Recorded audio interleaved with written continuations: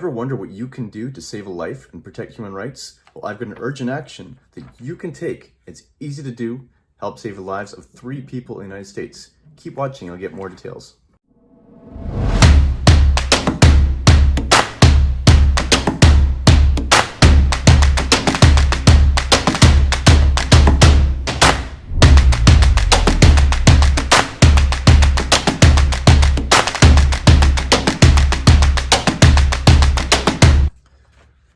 Hello, my name is Aubrey Harris. I am the coordinator for a campaign to abolish the death penalty for Amnesty International's Canadian section English-speaking branch. I'm here today to tell you about an urgent action that's been put out on behalf of 3 individuals in the United States facing imminent execution on federal death row. The information I'm about to give you comes from an urgent action that was updated just this past week by Amnesty International on the 5th of November 2020. The urgent action will give you background information on the cases, a sample letter which you can use to send to Attorney-General Barr, and the email address which you can use to send the message straight to him yourself. You can use the sample letter, put it in your own words, but what we're asking for you to do is please contact William Barr, let him know about these concerns, and to please put a stop to the death penalty.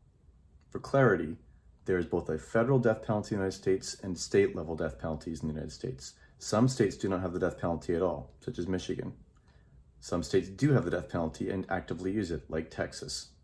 But there's a federal death penalty which can be applied for federal crimes, not state crimes, but for federal crimes that meet required criteria. That is what we're talking about today. I will get more into this information on upcoming videos, but to give you a brief explanation, the Amnesty International opposes the death penalty in all cases, regardless of the nature of the crime, characteristics of the offender, or characteristics of the victim. We oppose the death penalty based on the fact that it violates, in all cases, 2 fundamental aspects of the Universal Declaration of Human Rights. Article 3, which is the right to life, and Article 5, which is the right not to be subjected to cruel or inhumane treatment or punishment. In addition to Amnesty International's universal opposition to the death penalty, we do have particular concerns with these cases. First, I'm going to talk to you a bit about federal death row. There is no excuse to rush these executions. In fact, the death penalty in the United States federally had not been used for the past 17 years. On the 14th of July this year, that changed, however. The federal death penalty has been carried out 7 times this year. That is already more than the rest of the United States executions this year combined. Part of that is due to COVID, but most of it is also due to the fact that the United States has, in general, been moving away from the death penalty, just as the rest of the world has been moving away. According to the Death Penalty Information Center, there are currently 79 people awaiting execution on federal death rows in the United States. What we're asking you to do is to please go to the link below, find this urgent action, see the sample letter. You can use the sample letter or your own words, and write to Attorney General William Barr asking to please stop these 3 pending executions. Let's take a moment, though, to look at some of the details on the federal executions that have already been carried out this year. On the 14th of July 2020, Daniel Lewis Lee was executed on an expired warrant. Federal authorities had rushed to execute him after an appeals court ruling. His legal counsel had not been given adequate notice of the execution going ahead. Several motions in his case were still pending at the time of the execution. Wesley Ira Perkey was executed on the 16th of July 2020, also on an expired execution warrant. A stay had been granted by a district court based on evidence he suffered from Alzheimer's disease, complex post-traumatic stress disorder, schizophrenia, bipolar disorder, major depression, and psychosis, making him not competent for execution. The United States Supreme Court lifted the stay in a 5-4 decision without giving any rationale. On the 17th of July 2020, Dustin Honkin was executed despite the fact that his trial was affected by misconduct and ineffective legal counsel. His legal counsel had not properly informed the jury the fact that he suffered from mental disability and mental challenges. On the 26th of August 2020, Lesmond Mitchell was executed. Lesmond was a Navajo man. He was executed despite a request for a stay by the Inter-American Commission on Human Rights on the grounds that his right to fair trial had been violated and his right to cultural identity of the Navajo Nation was also violated, and their right to self-determination. The Navajo Nation have actively opposed the use of the death penalty on their members. The victims' families, who were also Navajo members, also opposed the execution.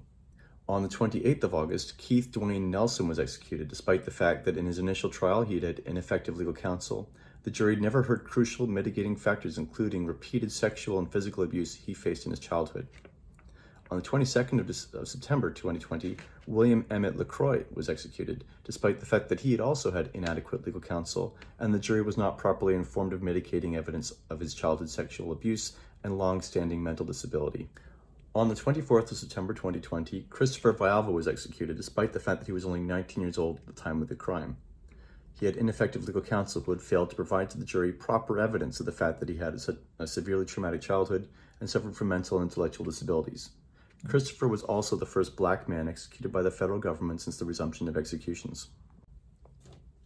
I'd also like to read for you one paragraph out of this urgent action that's of particular interest. All 7 executions took place at the Federal Correctional Center in Terre Haute, Indiana. The pursuit of these executions, including through the rushed rescheduling, proceeding with expired death warrants as motions remain pending, show complete disregard by federal authorities of international safeguards that must be observed in all death penalty cases and provide further evidence of the flaws and arbitrariness that have long affected the use of the death penalty in the United States.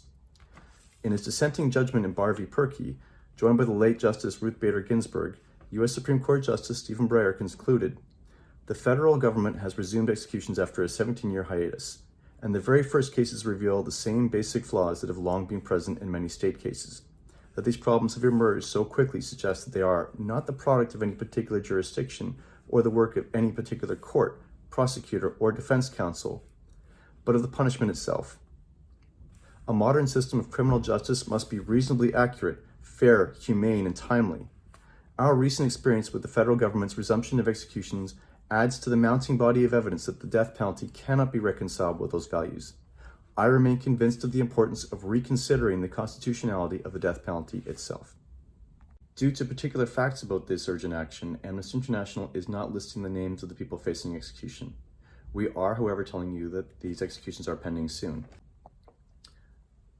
Please act now. These people need you.